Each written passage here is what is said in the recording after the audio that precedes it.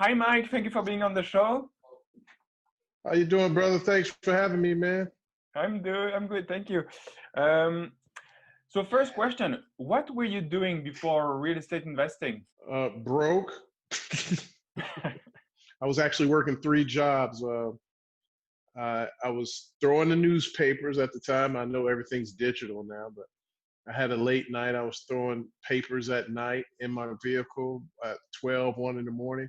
And then I would go to my day job as an electrical construction project manager, purchasing manager. And then I sold beer at the stadium. Oh, wow. Ice cold beer. And I remember we had a conversation, and you were telling me that you finance your studies by being a DJ as well. Yeah. So in college, I also did. I was a promoter, and so I did some of the biggest parties down in Alabama. I did this big show called Spring Fest, and they call it the Players Ball. Uh, and oh, sorry about that. Let's see. Yeah, and I sold. Oh, let's see. I had big concerts. I had Too Short, Outcast. We almost had Little Kim. I had big sponsors, and that's kind of how I paid for school. Cool. Um, what made you think of going into real estate investing? I always wanted streams of income, and I'll never forget when I was younger. I went to the library one day, and I just knew there was money out there, and I just didn't understand how other people didn't have it, right? Like, how did this guy get $1 billion and nobody else got it? And so I watched what I saw. People were into junk bonds at the time, and I remember I went after the junk bonds, and I remember reading a book, and the first thing it said was $50,000 was the minimum investment. So I put that book back on the shelf, so I didn't have $50,000. And in that process, I ended up finding a book, Robert Allen, No Money Down in the 90s. And it talked about how to find deals and how you could do it with limited amount of money. And you didn't necessarily have to have a lot of money to do a deal.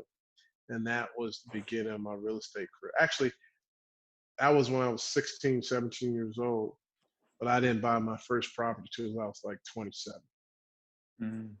And so reading was part of your real estate education. Were there other sources of information for you before investing? No, I did a lot of reading. Robert Allen, Carlton Sheets. Um, I watched a lot of other investors do deals. I sat on the sidelines. Uh, Matter of fact, what made me really go into bigger deals is I saw other people doing it. And what really pushed me is I saw a guy that I talked to on a regular, and whether he knew it or not, I would looked up to him. He was like a mentor to me, and and he ended up getting $100 million deal, 100 million, and the University of Cincinnati subsidized part of the deal. Like it gave it to him, home run, and I just assumed because it was such a big deal that he wasn't going to have any issues, right? Like, because you could get the best contractors, you can get the best construction manager, uh, you can get somebody to handle your marketing, but just like anything else, he had the same issues. Contractors not showing up on the job, contractors not doing their job right, contractors not finish the job when they do to, leasing agents not leasing when they need to or getting the right amount. And look, I was doing that and I was only making 20 to 50,000 on the deal. He got the same issues, but he's making 5 to 20 million. So I was like, well, if I'm gonna have the same issues and the same problems, I'm gonna do bigger deals. And that was kind of the beginning, or at least my push to get into bigger projects. Oh, okay. So stepping back a little, so you started with flipping houses, is that it? Yeah. So my first house is what we call house hacking, right? I That's what they call it here in the U.S. That basically you're getting a roommate to help pay your rent. Back then I just called it getting a roommate, And I found a two family. They did a rent to own for me. Uh, he wanted $3,000 down. I didn't have, well, I had 3,000. That's all I had. And so the mortgage was 700 a month. The down payment was 3,000 a month, and I needed $500 to turn the unit. So what I negotiated with the guy, I said, look, I'll give you 3,000, but I need to spread it out over installments. And so within the first 30 days, I went in, turned the upstairs unit, got it rented for 500, and then I got me a roommate, which actually was my sister, for 200. Her and my sister, my sister and my niece, they ended up being my roommates. They paid me 200 bucks. And remember, my mortgage payment slash rental payment was $700. So I was getting 700 bucks combined from the tenant upstairs and the roommate. So I was living rent free. And that was the beginning of my career. Clever. And so you saw your friend doing larger deal, and that prompted you to go larger. What was your first larger deal? Uh, Now, not in comparison, but my first largest deal for me from moving, transitioning to single family, I ended up getting a 28 unit down in what we call the over the Rhine, which was at the time like a D neighborhood, a war zone.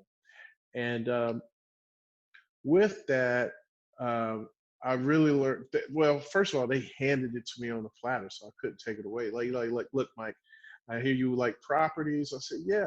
They said, well, I tell you what, I'm gonna give you this property. You can go ahead and manage it. It has 16,000 in reserves. You fix it up. If you like it, buy it. If you don't, I don't care. Keep managing it. I don't care. But whatever you do, I'll come back and buy it from you. But we need to help this guy. And that was it. So I was like, I'll do it. And so I took their reserves. You know, the thing only had probably, it was 28 units, probably only had like 4 tenants.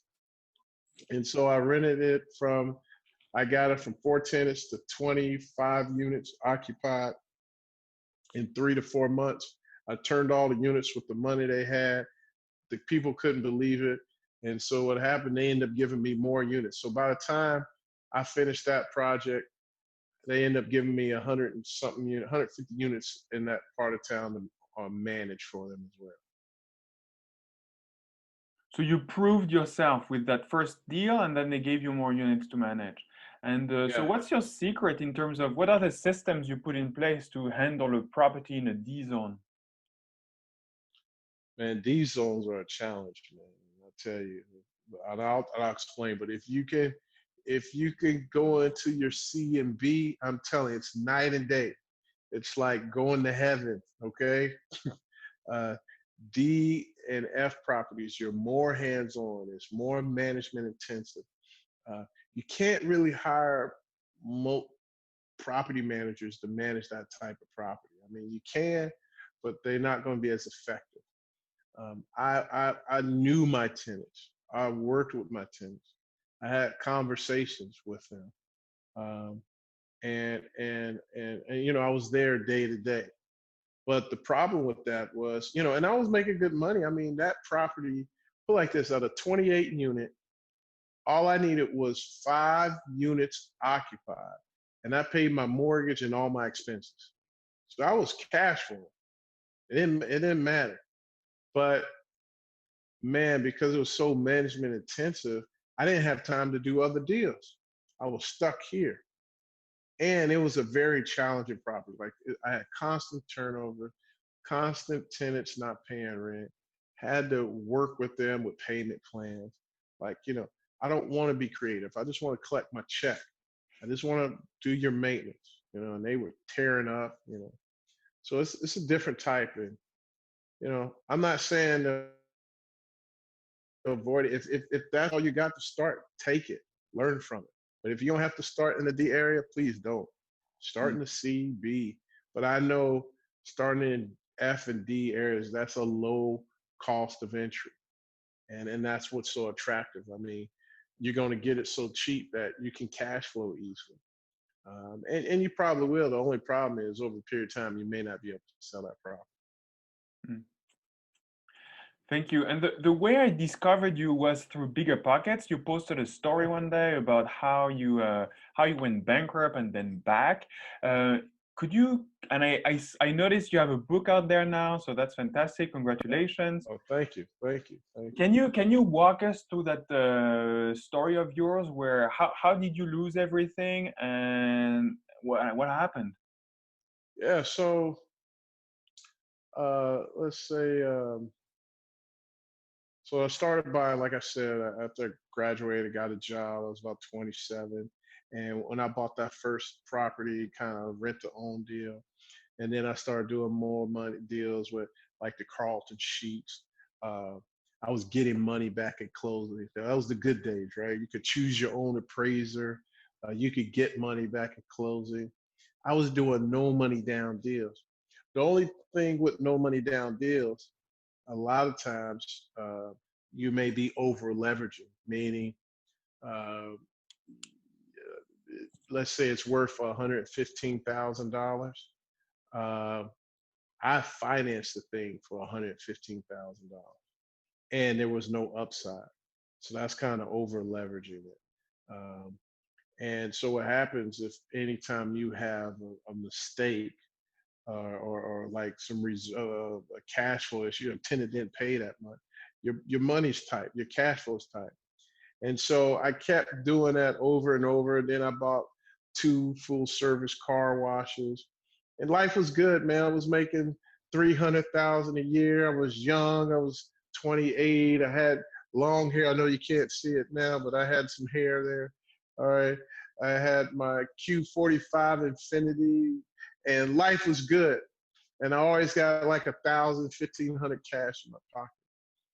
And but the car wash, that started falling apart. Like, whoever thinks it's going to rain every day in April and May? But I guess that's why they call it April showers, May flowers, right?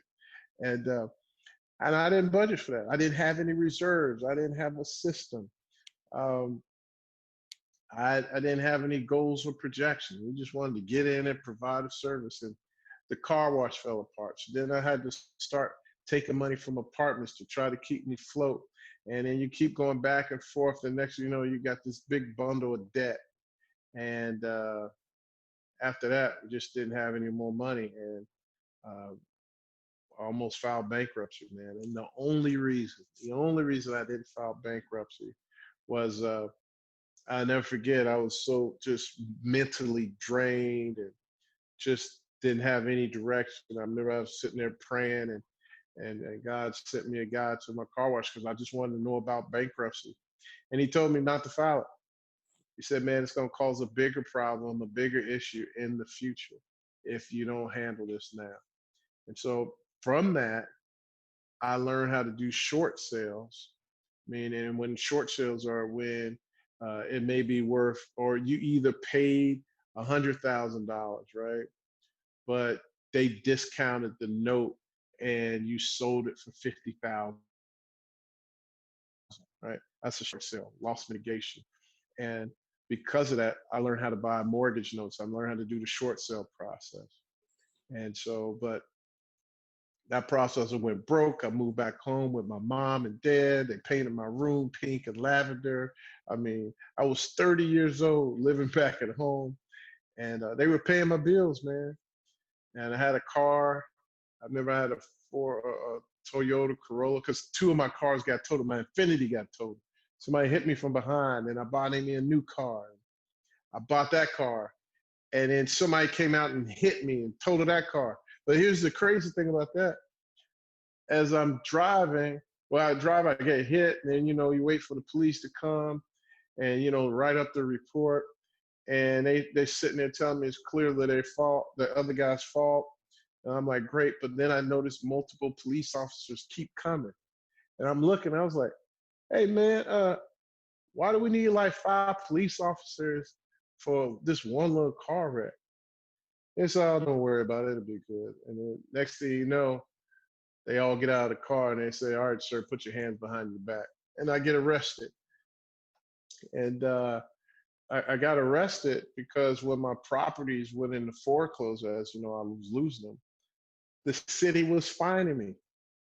It's, litter fines and everything. But I was like, I don't own the properties no more. You foreclosed on them. But back then, it was so many foreclosures going on uh, that they were holding up on transferring the property from the original owner's name to the actual bank's name. So the whole time, the bank foreclosed on me, but I'm getting fined. And then I got arrested for it. So I went through a lot, man. I lost everything, moved back home with mom and dad. I get arrested, then I get put on probation, and that's enough to make you want to quit.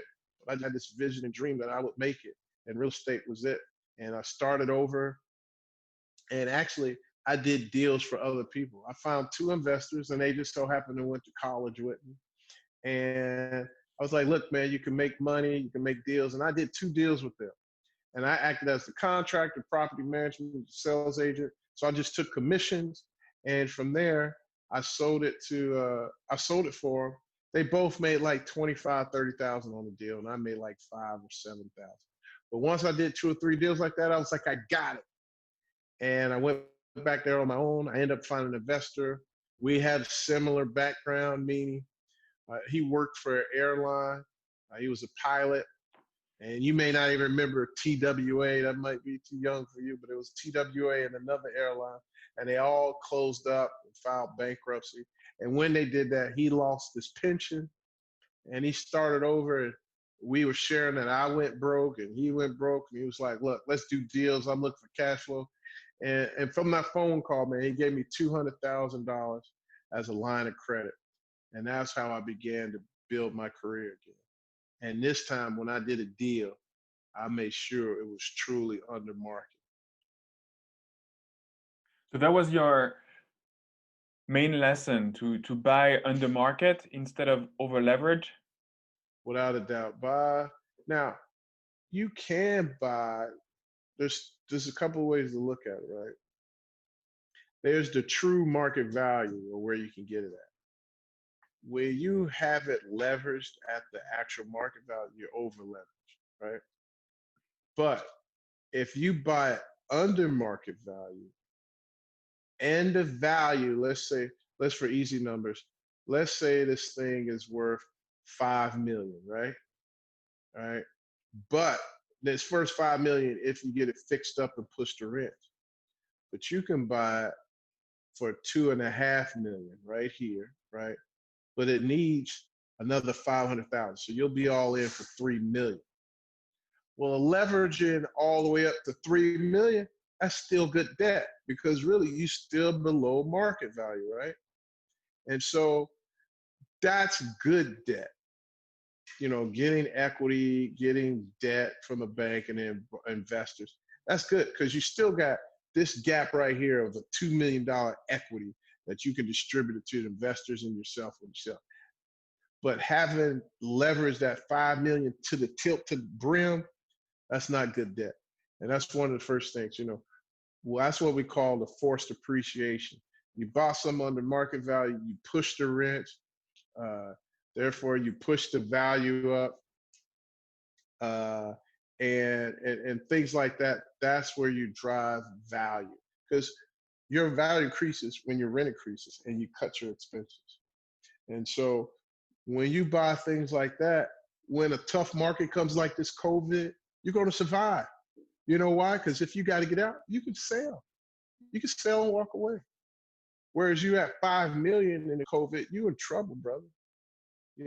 Just like my hotel, the hotel industry took a hit, man. They took a hit. But you know what? I'm not worried about it. If I have to, I'll sell my hotel. And you know what? I'm going to get everybody's money back. We'll just break even. If I do lose, it'll be very minor. And that's important. Where most people, they buy because they're like, oh, well, over 7 or 10 years, we can increase the value of the property of this asset. We can increase the monthly rent or the daily rate, right? Increase the occupancy. And we can do that over 10 years and we'll make this much money. Look, man, I did them deals before. They don't work. Now, if you're in San Francisco, New York, London, right? Yes, you're going to get the appreciation, but what happens when you get a correction? We're always going to have a correction. I don't care. There's always going to be another recession. There's always going to be another correction in the market. And you don't want to get caught in the middle of that. And that's why I go for below market value deal.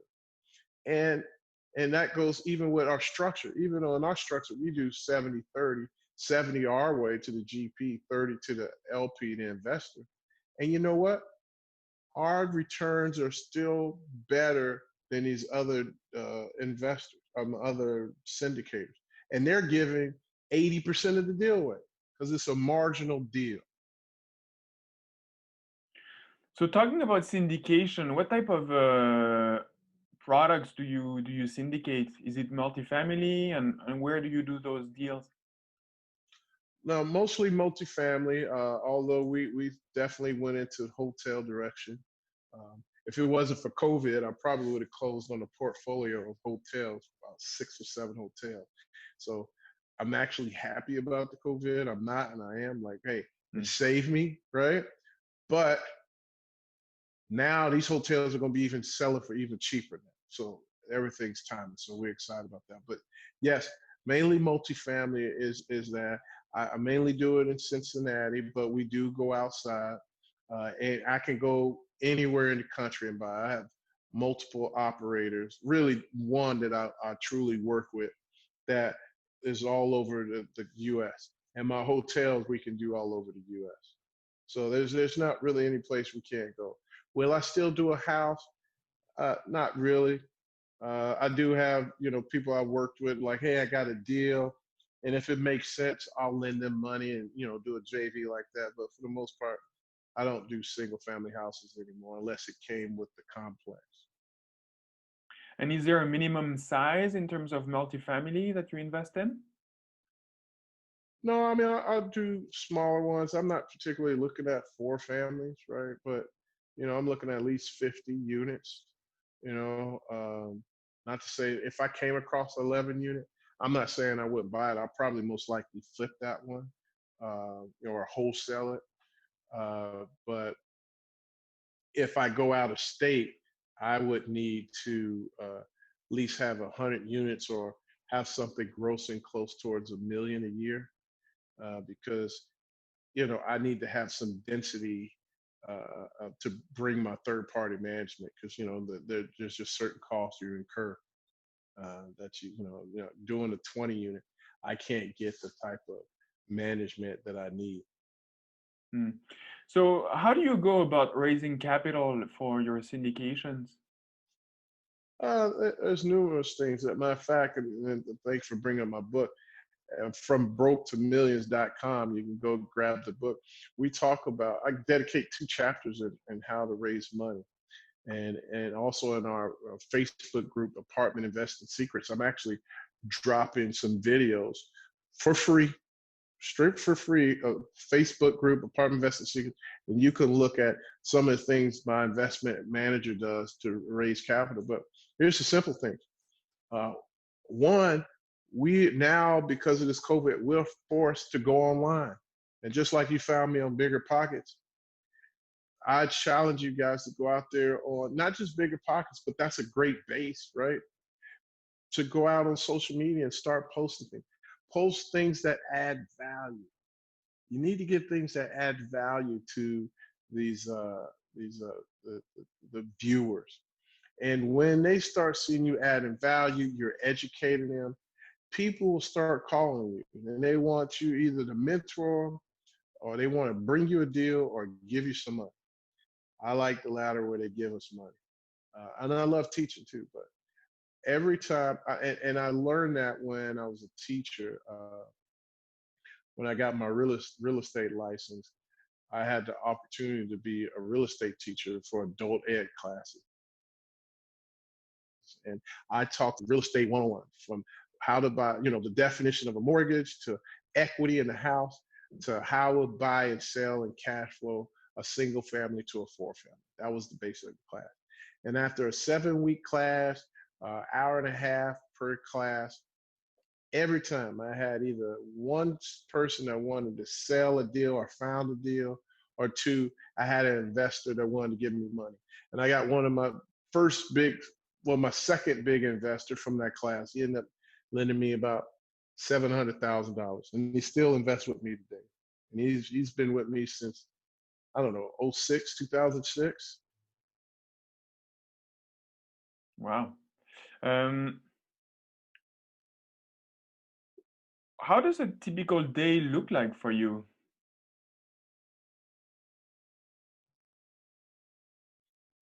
Now it's a little different. It used to be when I was grinding and trying to get back, get started. And my day started at 5 a.m. Um, I got up, prayed, meditate, ran or went to the gym, did 2 miles, and came back, did breakfast, and then I had my nieces and nephews back because I was back at mom and dad's house, right? And and I cooked everybody breakfast, and I worked. I worked hard, man, from 8 to 5, nonstop. And then I came home and saw my nieces and nephews when they came home and fed them lunch or dinner. And then I went back to work again and took a break. Then I did martial arts. And then after that, I went back out again. But that was the pace that got me to where I am today. Now today, I'm a little slower. I'm probably not getting up to about 6:45 now. Um, and I do a little prayer meditation and then go over my notes for the day. Try to get me some breakfast. Unfortunately, this COVID threw me off because I'm not going to the gym, so I'm getting this little beer belly here, man. But but then I hit to the office and we work on the game plan on what we're working with students, overlooking deals. I mean, every day I'm looking at deals. My students are sending me deals. Talking to some investor every day, um, and just setting a plan on how we're going to obtain $1 billion in assets. Like every day, I'm looking at hotels, dealing with taxes. Oh my gosh, my favorite part of the day. I'm not really, but but I do actually. I do love taxes, man. There's this very great thing called depreciation. Oh my gosh, that's one of the great benefits of buying real estate, and especially a hotel. In a hotel this past year, just to give you an idea, our, well, put it like this, our goal was to do multiple properties a year, at least one or two. And that was to offset our taxes because we were netting after everything was done. And any given year, 300,000 to 700,000 dollars. That me and my partner, that was what we were taking home.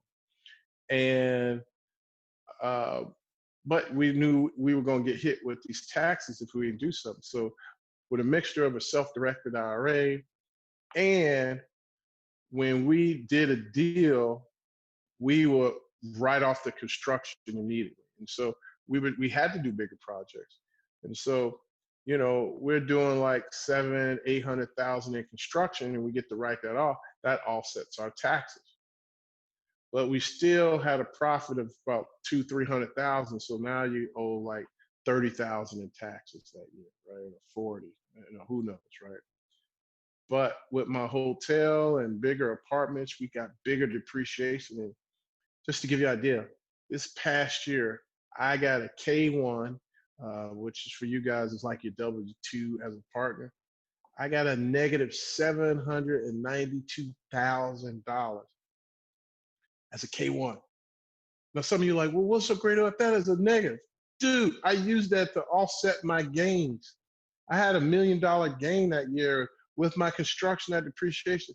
Guess who didn't have to pay federal taxes?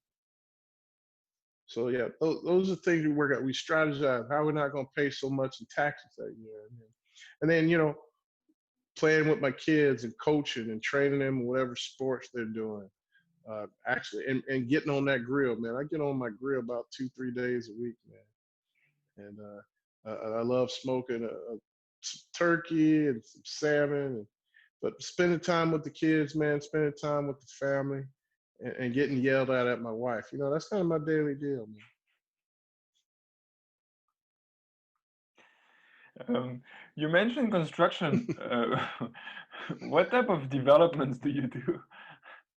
Oh, it's existing, man. I'm not really into developments, although I may. But when I say construction, I'm talking about when we bought an underperforming asset and we had to renovate the units Oh, okay. and probably put anywhere from 5 to 30 a door.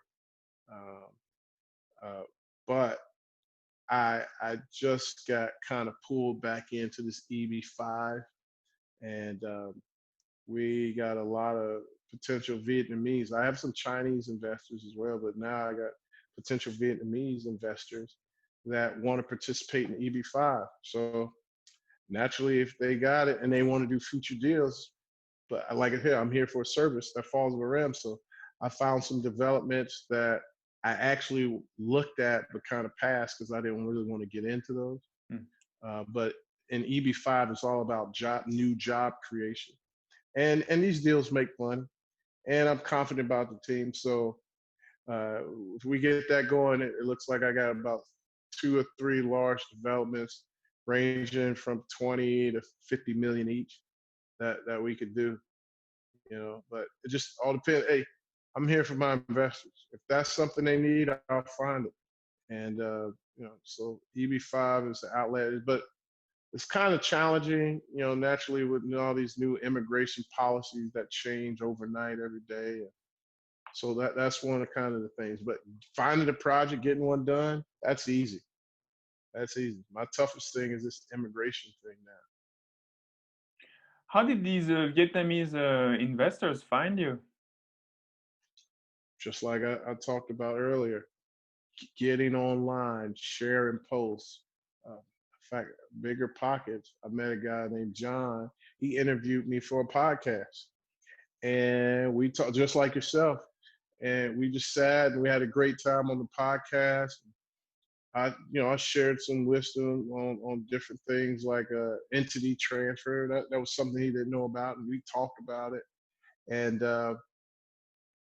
months later, he was like, "Hey, man, I would really like to do some deals with you." And next thing you know, he found an investor that had people that wanted to get into hotels. And he was like, "Well, I got this guy, Mike. I really like Mike. We plan on doing something." And I was like, "Hey, yeah, man, I'll work with him and I'll cut you in." So, relationships, man.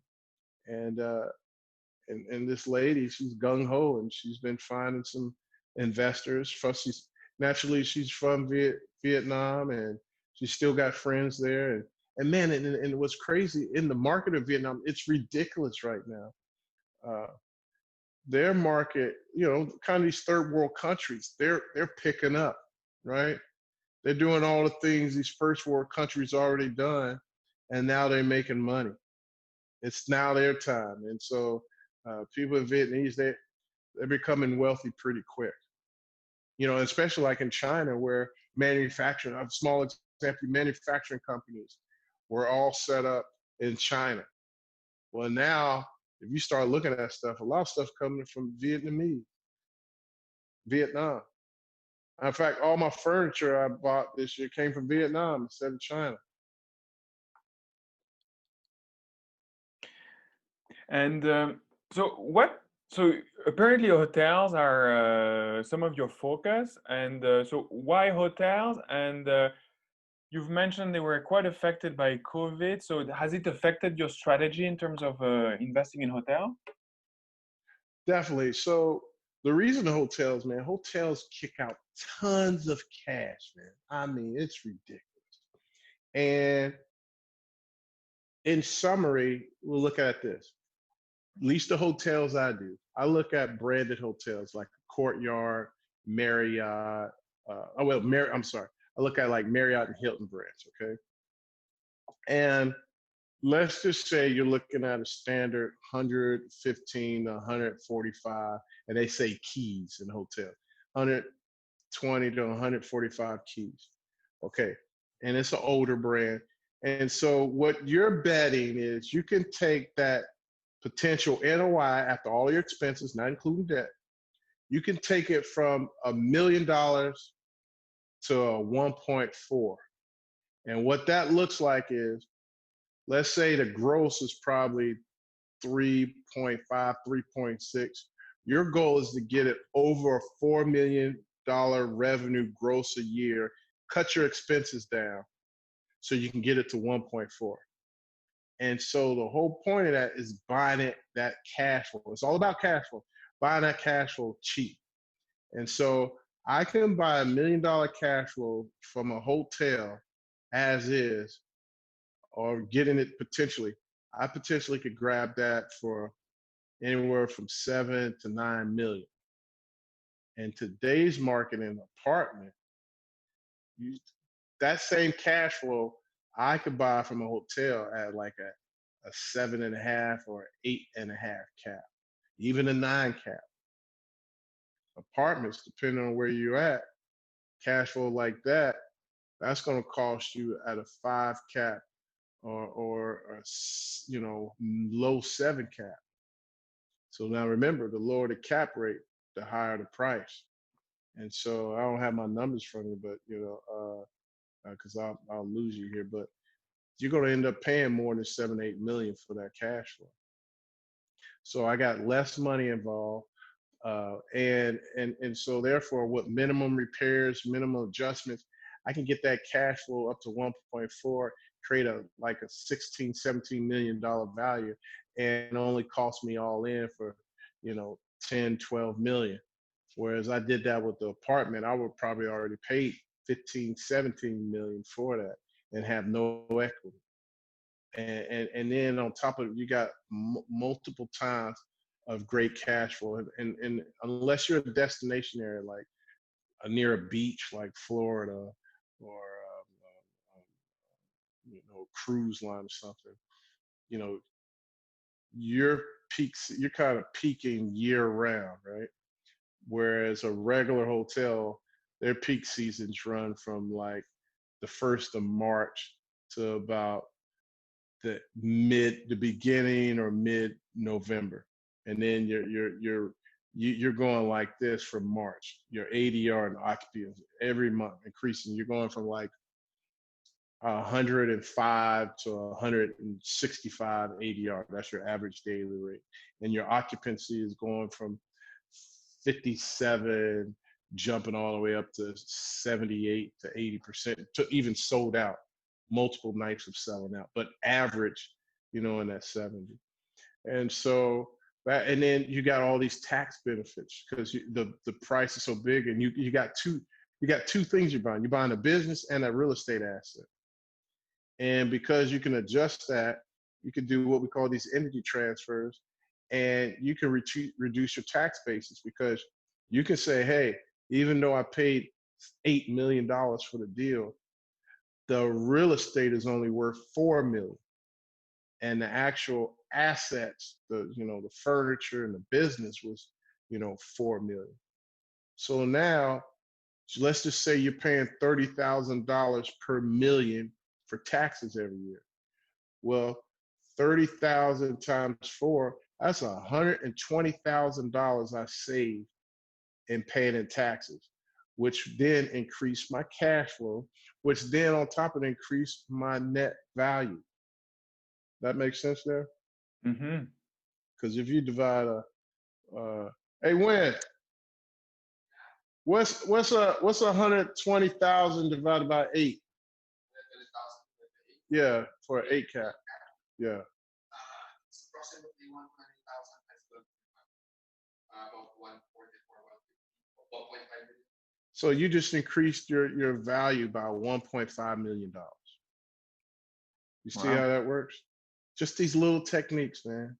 It's not rocket science, but people don't know. You just gotta, and you gotta force it. And here's the tough thing: when you're doing something like that, everybody doesn't understand that. So they're like, "You can't do this." The bank will say you can't do it. You're like, "I can do it," and do it. And you got to fight for it sometimes. And then I'm doing it, and that's what we did. We added $1.5 million in value in our deal. Because of COVID, yes, I mean, the hospitality industry get hit. I mean, the retail market was already struggling, okay? Like that was already going dead anyway. And now we're creatures of habit, the world. So now people can buy their food online. So who's gonna really need the big box restaurant? Now, don't get me wrong, people gonna want to go back and entertain, but those restaurants that were struggling already, they're gone. The weak ones are just not coming back. It's over with. What are you gonna do with that building? and even office space. These companies are now paying people to stay at home and build their office out at home. And some of them are saying they're more productive. Some are, but some are. A lot of people are not going to come back to the office. And so, but those are the markets going to get the hardest. The hotel market, it will come back. It's going to take about 2 or 3 years to get back to where it was, but it'll come back. People still want to travel. Um, I can't say the rates will go back, but not necessarily the rates, but the occupancy gets back to where it was. I can't say that. I don't know when that's going to be. Will it? Yes. And so, because of that, most of these hotels, like I said, unless you're in the destination area or high demand, like you're near hospitals, uh, or you're near the, but even if you are by the university, are people going back to the university next year? We don't know right now, right? And maybe forced off campus. But unless you like Florida, man, I can't tell you where the hotel industry is going to be in the next year. And so now people are getting out now, but they're running what we call skeleton crews, the bare minimum. And I don't know how long we're going to run like that. I know it's going to run like that until we find a cure or a treatment. And it's just going to be like that for a while. And with that, some people are going to be able to survive because they can scale their crew down and they can truly manage it. Because we're in survival mode. I don't care who you are, you're in survival mode right now. Every industry, a lot of industry, unless you're in the online service, you're getting hit right now. And so what that means is, instead of me going out and buying 100 million, 200 million in hotels, I'm gonna pass, because even if they, like right now, hotels is like, here, just buy me, give me an offer. Matter of fact, I got people calling me like, look, give me $1 million, I'll hold the debt for you, right? To understand how big that is. A typical hotel, I don't care, if you buy one in that 10 million range, that's a $2-3 million purchase, because you're gonna need to put 30% down. Plus, you're gonna need money for reserves and renovation. That's 3.5 million.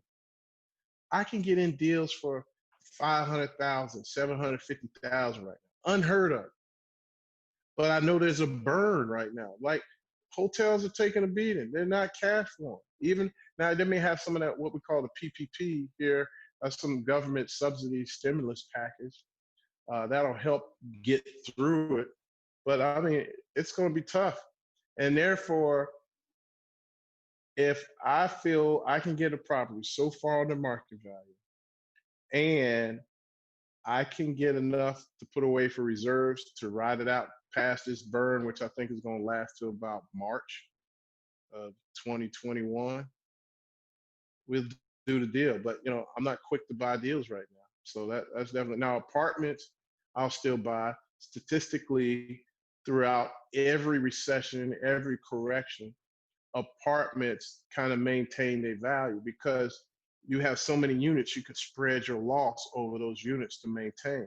Like, if you lose 5 or 10 tenants, instead of having a 7 to 8% vacancy, you move to 15%. Well, if you did your deal right, the amount of money you bringing in should cover all your debt and expenses and make you a little bit of money. So you'll be fine. But those people that I said bought a marginal deal and bought it at cost with expectation for it to decrease, those are the ones that are going to get hurt. Those are the ones going to get burned, and those are the ones we buy. Thank you. When you talk about hotels and you explain how you reduce expenses, how do you go about doing that?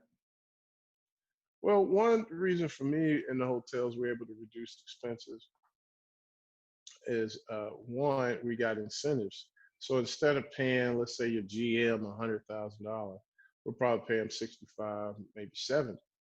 And if the hotel performs, then it gets a bonus, right? So there's incentive there. We know how many people should be working. Some people, a lot of times, people don't manage correctly and they overstaff their hotel. So I mean, if you got 2 or 3 house cleaners that are sitting around and they're making, let's say, for easy math, $10 an hour. They make, some make more than that, but $10 an hour, $8 a day. That's $80, $160. You know, so now you got 160. You keep doing that's like extra thousand something every week that you're losing 2,000 a week. Some right. That's gonna cut. That's gonna take down. Then your merchant sales, like your straight credit card machine. Because we have so much volume, we have leverage and we can negotiate instead of giving 2.5, 2.7% on the charge. We may only get charged 1.7, 1.8. Uh, uh, when we're buying power, when we buy food, you know, because we're buying in bulk for multiple areas, we can get it at a discount. So between employees, between things like that, and then also we're vertically integrated. So when there's a major construction item or CapEx item that needs to be done, we go do it ourselves. I'll send somebody out there. A perfect example uh, is, my hotel group is great, right? You know, but I challenge everybody. There was a thing where the boiler, they felt the boiler was bad. It was a boiler that heated up the food. And they were like, "Hey, man, the boiler's bad." It was like, "All right." Now, the only time a boiler is really shot is when I forgot what that piece, but when that piece is leaking, your boiler's shot. Well, the guy was like, "Well, that piece is leaking." And we was like, "No, it's not. We were just there like last month, and it was working." Well, no, it's leaking, and we know it not. And we play with it, and we find out it was igniter. Now, here's the difference. If we were to place that boiler, that would have cost us all in $5,500. It was just an electric igniter. That was a $200 fix plus gas, right? So imagine they keep making mistakes like that over and over. And when you get so big, these big institutional guys, they do stuff like that. They don't even waste time. Like it's not working. And really, it's weird, man. But I'm used to maintenance guys really knowing how to do maintenance, right? I know that doesn't make sense, but my maintenance guy, they know how to fix furnaces. They know how to do electric. They know how to do plumbing. They know how to do drywall. They can get up and do roof. They know how to paint. But we put them where their time is best fit. Some of these maintenance guys, they barely know plumbing. They barely know furnaces. They barely know roof. They just know enough where, like, if the toilet is leaking, they can fix that, right? They lift the toilet, pull a new gasket, and they can do that. But they're getting paid like they got skills, like they're a journeyman. And that can hurt you. So uh, because we know our costs, because we have some skilled workers, uh, we get things done effectively and at a reasonable price. And those are some of the minimum, just some of the few ways how we reduce costs. And because of that, we are able to push numbers. We push the numbers. You bring that down. It's kind of like a compression. And so overall, you're adding 5% to your or more to your income. Thank you. So you've talked about the different locations for hotels. Where do you like to buy your hotels? Man, I'm wherever they make money, but I really want me a hotel in Florida, and we're working on that because you know other people other people want a vacation home. I do too. I do too. I just want it to be a hotel because look, the thing about vacation homes are once you buy one, you feel like you're obligated to go there, every year or multiple times. It makes sense. Like, why spend all that money on a second home and you don't never go visit, right? And so I don't want to be stuck. And then I just think bigger. Well, how can I avoid that rat race? I was like, well, you get a hotel and it's making money, and who cares if you go back, right? Because you ain't gotta go.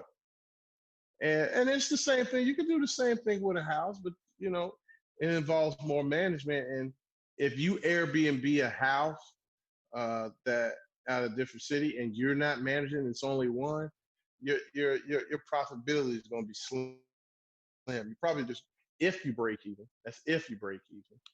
you're gonna lose money. And I ain't saying you're gonna lose everything, but you'll lose money. So you're betting on appreciation.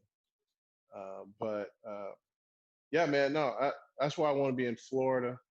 I love it out there, and I want to be by the beach, man, and that'll be my getaway, man. Do you have any secrets on how to manage the hotel management? Because that can be a, because unlike, other forms of real estate, you're buying a business, like you were saying earlier. Do you have any tips? So it's all about your relationships, man. I'm fortunate that I ended up finding great partners and that I could trust and they trusted me. And we formed a relationship. And before I even committed, man, I bounced around with them for a year and a half, maybe two, before we even bought our first deal. And I'm leveraging our relationship that they're going to guide us into doing the best thing. And I studied also, right? But a GM is going to help you out. One who's consistent, stays on top of it, and know their cost. Um, that's one thing. One thing is knowing your cost, right? It doesn't matter who you with. Knowing your cost, because a lot of people leave that detail out. They're like, just handle it. No, you got to know what it costs. Because if you know what it costs, you know where you can cut at. And sometimes you got to make the sacrificial cut, right? You know, well, we need this type of cable. You know, one of the great things because of this COVID, I really know our costs now. I know what it costs to run our hotel, right? I know what we're paying our franchise and marketing fees now because we got down to the bare minimum. And I I know how many people we need to actually run the hotel efficiently. I know what it costs to run the pool. Like, look, I got a third party management, but I'm still involved. Like the pool season was here, right? And man, you couldn't get a pool guy. I was trying to get pool guys from Cincinnati to go to Columbus. And Columbus, Ohio is like hour and a half from here. I could everybody was telling me 2, 3 weeks out. So the office couldn't find what they could find. So I just got on the phone and started finding people. And I knew it's different sites where I could go and I found me somebody. And it cost me 2 grand. Now I'm not even a pool guy, but you know what I did? I went on YouTube. I studied it, and then I called a couple of pool guys and found out their numbers. And then I called that pool guy back and had a intelligent conversation with him. Right? Everybody knows something really good. He knows pools really good. So I just took 10 minutes out of my time to figure that out. I still don't know more than this guy, but once you're in construction, it's all kind of the same thing. You screw something here, you screw something there, connect the wire there, connect the wire there, and that's done. That's it.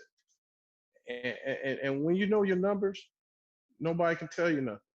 They can't tell you, well, we charging you this because of this. You'd be like, no, we don't need that. I've been through that. But you gotta give people some room so you can watch and learn over a period of time. So if anything, if you're gonna get in hotels, one, learn the numbers. You gotta know that. Two, get you a good GM. Well, number one, get you a good operating manager, right? And get involved. Don't just leave it to them to manage. Go visit your property. Talk to your GM. I talk to my GM. Matter of fact, we give our GM gifts when we know he's doing good. Matter of fact, we just send him and his family out to eat. It's just a little thing. It's not a big thing, but we send $200 gift card. Go out to eat on the family. We appreciate you. When I come, I take everybody to eat, not just the GM. I take the front desk, the GM, maintenance. I don't care. If you housekeeping, you just got off, come on and eat dinner. You know, I, and it's cool because I still got a degree of separation. I have my operator that they really report to, you know. So, but get involved, learn your employees and talk to them and learn their jobs, And then once you do that, that's why I was successful in apartments because I physically did every job. When I first started, I had to do everything. I did maintenance. I didn't install furnaces, but I did maintenance on furnaces. I fixed them. from blower motors to igniters, the thermocouples, plumbing. I replaced faucets. I put in washers in them. Uh, I did maintenance on roofs, even though I wasn't good on it. I did that.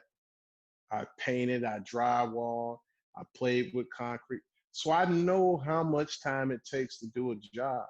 And because of that, when somebody tries to say, "Oh, that's $500," I was like, "For what, man? What are you doing? You're just changing the door.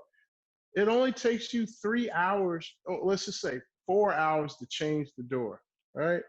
And then, and the door only costs $250, all right? And I'm saying, well, how much you pay yourself an hour? And some of them don't even know. They're like, well, $25 an hour. I said, okay, let's do the math here.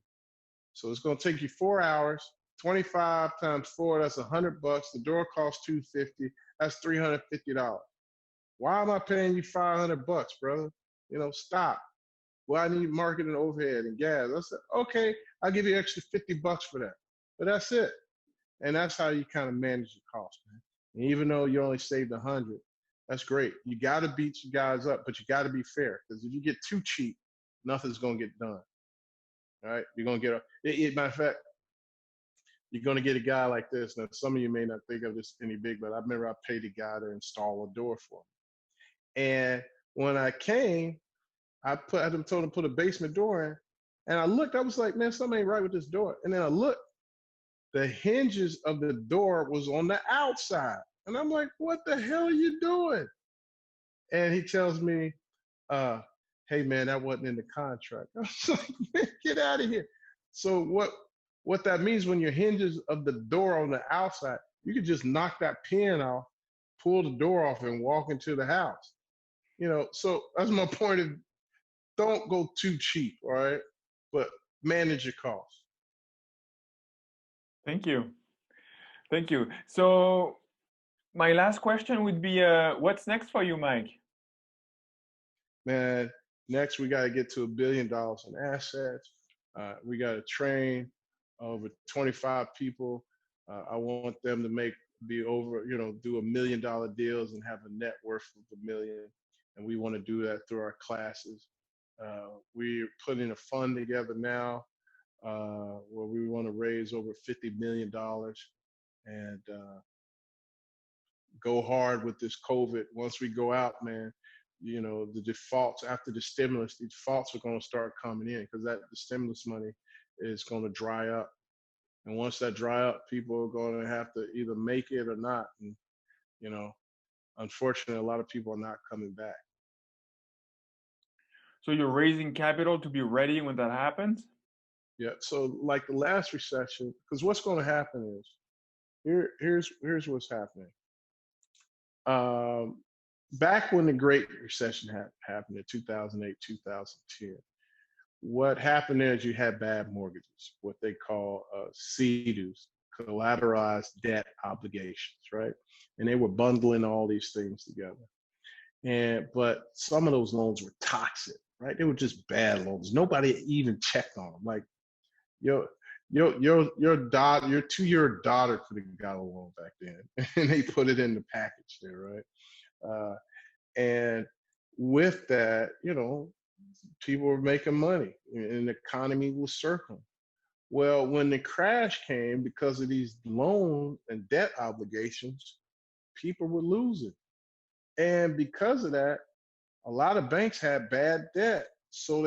And it was so much, the prices kept dropping. People didn't want to lend because it was unstable. So unless you got a relationship with a bank, they're not going to lend you money. They're just not. And so what happens, the only way you buy it if you had cash. And cash is king. And you're going to get it at a discount. And that's why you saw a lot of houses or apartments drop down to minimum pennies on the dollar. Like I bought my first multi-unit that was netted $1 million. I paid $200,000. I bought it for $4,000 a door. Just to give you an idea what that's worth now. Fixed up, that property would sell at $45,000 a door. You see the difference there? I mean, and at the most, you only unless you gutting it. But most properties you buy, you're only spending at the most 10,000 a door, unless it's a major renovation. So at the most, I was in a deal for 15,000 a door, and we selling for 45 a door. So I'm netting 30,000 a door. All right, unheard of, right? Although I didn't sell it at that time, but that's just give you an idea. And so uh, the same thing is going to happen here in this COVID. Now we got what we call the was LDUs, loan business loan debt obligation. LDUs. Wendell, what's that called? LDUs?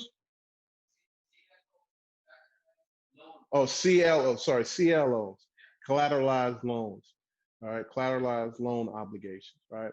So those are a lot of business loans that are all lumped in together.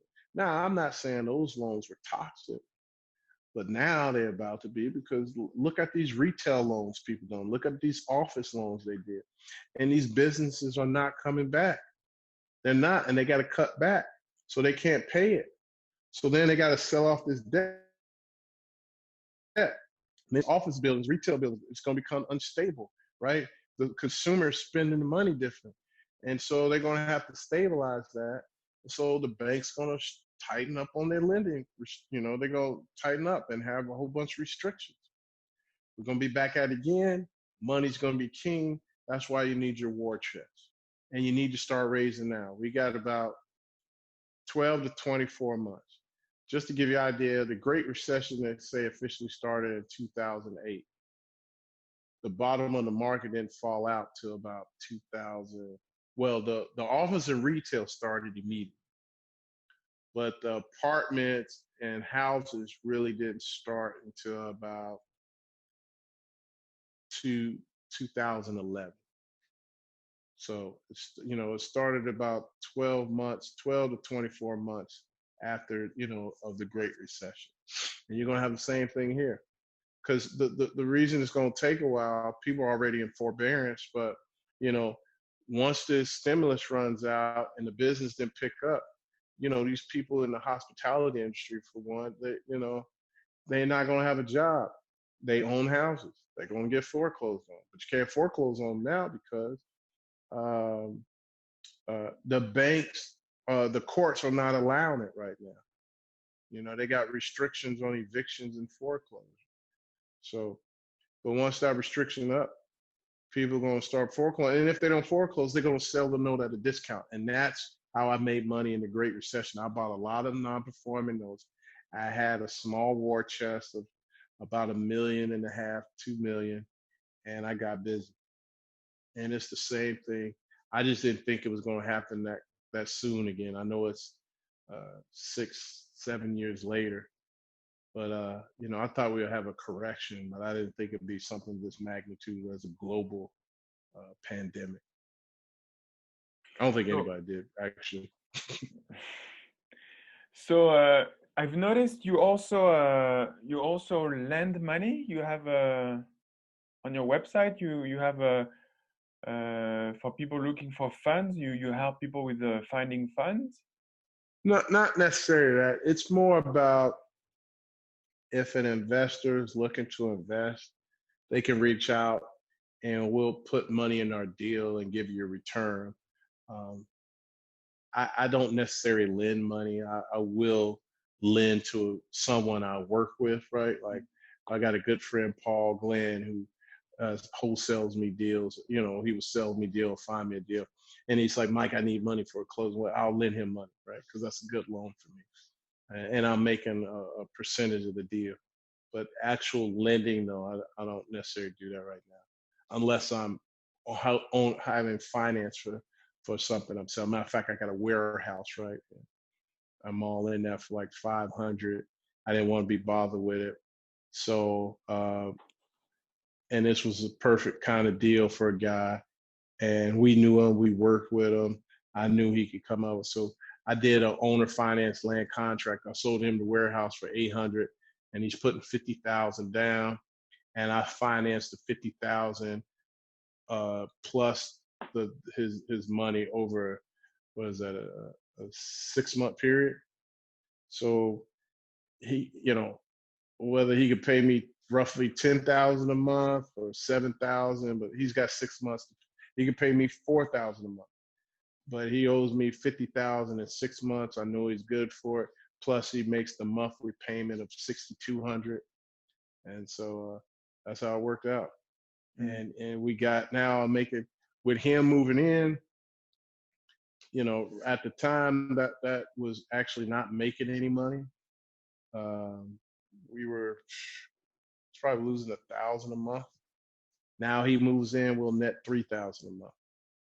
So, great cash flow works out for him. I'm still cash flowing and renting and I'm selling it. But what's so great about that? Now I'm not responsible for any of the utilities, the taxes, the interest. That all falls on him.